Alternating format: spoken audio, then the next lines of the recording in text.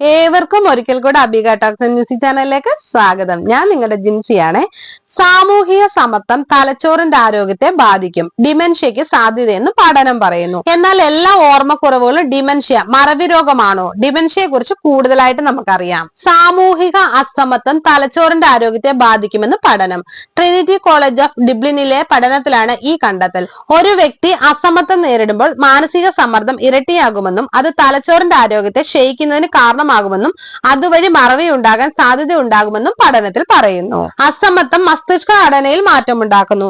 ഇത് അകാലത്തിലുള്ള വാർദ്ധക്യത്തിലേക്കും മറവിയിലേക്കും നയിക്കുമെന്നും പഠനം പറയുന്നു. അസമത്വമേറെയുള്ള സാമൂഹിക അന്തരീക്ഷത്തിൽ ജീവിക്കുന്ന വ്യക്തികളിൽ മസ്തിഷ്ക വാർദ്ധക്യത്തെ ത്വരിതപ്പെടുത്തുന്നു. തലച്ചോറിലെ ഗ്രോമറ്ററിന്റെ അളവ് കൂടുകയും ടെമ്പോറോ പോസ്റ്റീരിയർ സെറിബെല്ലാർ മേഖലയിൽ ബന്ധം കണക്ടിവിറ്റി തടസ്സപ്പെടുകയും ഓർമ്മ, വൈജ്ഞാനിക പ്രവർത്തനങ്ങൾ എന്നിവയെ ബാധിക്കുകയും ചെയ്യുന്നു. വിദ്യാഭ്യാസം, പ്രായം, ലിംഗഭേദം, വൈജ്ഞാനിക ശേഷി തുടങ്ങിയ വ്യക്തിഗത ഘടനകളെ കണക്കിലെടുത്തിട്ടും അസമത്വം മസ്തിഷ്ക ആരോഗ്യവും തമ്മിലുള്ള ബന്ധം പ്രധാനമർഹിക്കുന്നതാണെന്ന് ട്രിനിറ്റി കോളേജിലെ global brain health professor doctor Augustine പറയുന്നു.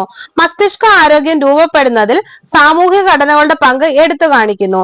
അസമത്വത്തിന്റെ മൂലകാരണങ്ങൾ പരിഹരിക്കുന്നതിന് കാര്യമായ ഇടപെടലുകളാണ് ആവശ്യമാണ്. പ്രത്യേകിച്ച് താഴ്ന്ന ഇടത്തരം വരുമാനമുള്ള രാജ്യങ്ങളിൽ മറവി രോഗം വർദ്ധിക്കുന്നതായി കണ്ടെത്തിയിട്ടുണ്ടെന്നും അദ്ദേഹം കൂട്ടിച്ചേർത്തു. ലോകത്ത് മരണകാരണമായ രോഗങ്ങളിൽ 7ാമതാണ് ഡിമെൻഷ്യ എന്നും ലോകാരോഗ്യ സംഘടനയുടെ പഠനം ഇങ്ങനെ പറയുന്നു. മരണകാരണമായ രോഗങ്ങളിൽ 7ാമതാണ് ഡിമെൻഷ്യ അഥവാ മറവി രോഗങ്ങളിലൊന്ന്. 2022 നടത്തിയ പഠനത്തിൽ ലോകാരോഗ്യ സംഘടന അത് വ്യക്തമാക്കിയിരിക്കുന്നു. പ്രത്യേകിച്ച് പ്രായമായവരിൽ വൈകല്യത്തിനും പരാശ്രയത്തിനും പ്രധാനപ്പെട്ട കാരണമാണ് ഡിമെൻഷ്യ. ആഗോളതലത്തിൽ തന്നെ ഏറ്റവും കൂടുതലുള്ള ഡിമെൻഷ്യ രോഗങ്ങളിലൊന്നാണ് അൽഷിമേഴ്സ് എന്ന രോഗം.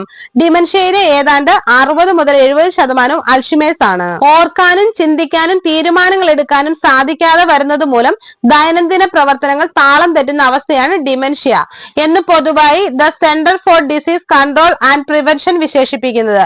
ഈ രോഗത്തിന് ശാരീരിക, മാനസിക, സാമൂഹിക, സാമ്പത്തികപരമായ നിരവധി പ്രത്യാഘാതങ്ങൾ ഉണ്ടെന്ന് ലോകാരോഗ്യ സംഘടന സൂചിപ്പിക്കുന്നു. ഇത് രോഗികളിൽ മാത്രമല്ല, രോഗങ്ങളെ പരിചരിക്കുന്നവർ, കുടുംബാംഗങ്ങൾ, സമൂഹം എന്നിവരെയും ഇത് ബാധിക്കുന്നുണ്ട്. ഓർമ്മക്കുറവ്, ശ്രദ്ധിക്കാനാവാത്ത അവസ്ഥ, ആശയവിനിമയ പ്രശ്നങ്ങൾ, ചിന്താശേഷിയിലെ കുറവ്, തീരുമാനങ്ങൾ എടുക്കാനുള്ള കഴിവ് കുറവ്, പ്രശ്നങ്ങളെ പരിഹരിക്കാനുള്ള കഴിവ് കുറവ്, പരിചിതമായ പരിസരങ്ങൾ പോലും മറന്നുപോകുക, പരിചിതമുള്ള വസ്തുക്കളെ വിശേഷിപ്പിക്കാൻ അപരിചിതമായ വാക്കുകൾ ഉപയോഗിക്കുക, അടുത്ത കുടുംബാംഗങ്ങളുടെ പേരുകൾ മറക്കുക, പഴയ ഓർമ്മകൾ മായുക, സ്വതന്ത്രമായി ഒരു കാര്യവും ചെയ്യാൻ സാധിക്കാത്ത അവസ്ഥ തുടങ്ങിയ പലതരം ലക്ഷണങ്ങൾ ഡിമെൻഷ്യ ബാധിതരിൽ കാണുന്നുണ്ടെന്നും centre for disease control and prevention പുറത്തിറക്കിയ പട്ടികയിൽ പറയുന്നു. ഇത് ഓരോ വ്യക്തിയിലും പ്രത്യേകമായിട്ടായിരിക്കും കാണുക. നിലവിൽ ഡിമെൻഷ്യ പരിഹരിക്കാനുള്ള ചികിത്സകൾ ലഭ്യമല്ല. നിലവിൽ ഡിമെൻഷ്യക്കെതിരെ ഉപയോഗിക്കുന്ന മരുന്നുകൾക്കും രോഗ തീവ്രത കുറയ്ക്കാനുള്ള തെറാപ്പികൾക്കും കുറഞ്ഞ കാര്യശേഷി മാത്രമേ ഉള്ളൂ എന്ന് ലോകാരോഗ്യ സംഘടന വ്യക്തമാക്കുന്നു. എല്ലാ ഓർമ്മക്കുറവുകളും മറവി രോഗമാണോ? ഭൂരിഭാഗം പേരും മറവി രോഗത്തെ അൽഷിമേഴ്സ് എന്നാണ് പറയുന്നത്. എന്നാൽ യഥാർത്ഥത്തിൽ ഇവയ്ക്ക് വ്യത്യസ്ത അർത്ഥങ്ങളാണ് ഉള്ളത്. അൽഷിമേഴ്സ് ഒരു ന്യൂറോളജിക്കൽ ഡിസോർഡർ ആണ്. അത് തലച്ചോർ ചുരുങ്ങുന്നതും മസ്തിഷ്ക കോശങ്ങളെ നശിക്കാനും കാരണമാകുന്നു. ഡിമെൻഷ്യ ഒരു പ്രത്യേക രോഗമല്ല, വിശാലമായ രോഗലക്ഷണങ്ങളെ വിവരിക്കുന്ന പദമാണ് അല്ലെങ്കിൽ ഒരവസ്ഥയാണെന്ന് പറയാം.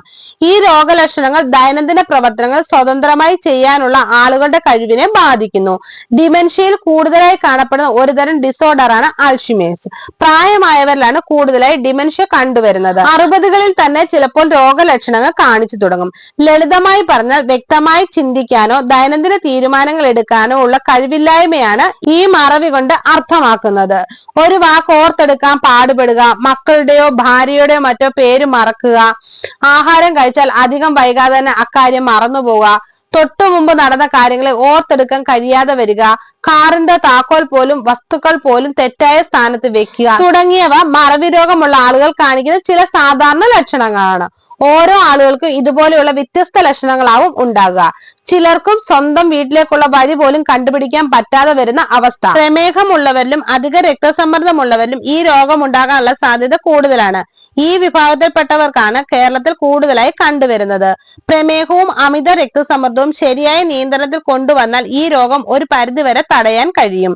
എയ്ഡ്സ് രോഗികളും ഒരു വിഭാഗം ആളുകൾ രോഗം അധികമാകുന്ന ഘട്ടത്തിൽ ഡിമെൻഷ്യയുടെ ലക്ഷണങ്ങൾ പ്രകടിപ്പിക്കാറുണ്ട്. നിരവധി രോഗങ്ങൾ കൊണ്ട് ഈ ഡിമെൻഷ്യ എന്ന അവസ്ഥ ഉണ്ടാകാം. ഇതിൽ ചിലതൊക്കെയും ചികിത്സിച്ച് മാറ്റാവുന്ന രോഗങ്ങളാണ്. ഡിമെൻഷ്യ ഉള്ളവർക്കെല്ലാം അൽഷിമേഴ്സ് രോഗമാണെന്ന് തെറ്റിദ്ധരിക്കരുത്.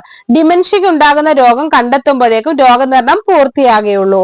ചികിത്സയും അതിനെ അടിസ്ഥാനപ്പെടുത്തിയായിരിക്കും. നിങ്ങൾക്ക് തുടർച്ചയായി ഡിമെൻഷ്യ ലക്ഷണങ്ങൾ കാണിക്കുന്നുണ്ടെങ്കിൽ ഒരു വിദഗ്ധ ഡോക്ടറുടെ സേവനം നിർബന്ധമായും തേടേണ്ടതാണ്. ഈ വീഡിയോ പൊതുജനങ്ങൾക്കായി ഷെയർ ചെയ്യുക. നിങ്ങൾക്ക് ഈ വീഡിയോ ഇഷ്ടമായ ലൈക്ക് ചെയ്യുക, ഷെയർ ചെയ്യുക, എന്റെ ചാനൽ സബ്സ്ക്രൈബ് ചെയ്യുക. മറ്റൊരു വീഡിയോയുമായി വീണ്ടും കാണാം. ബൈ. Thank you.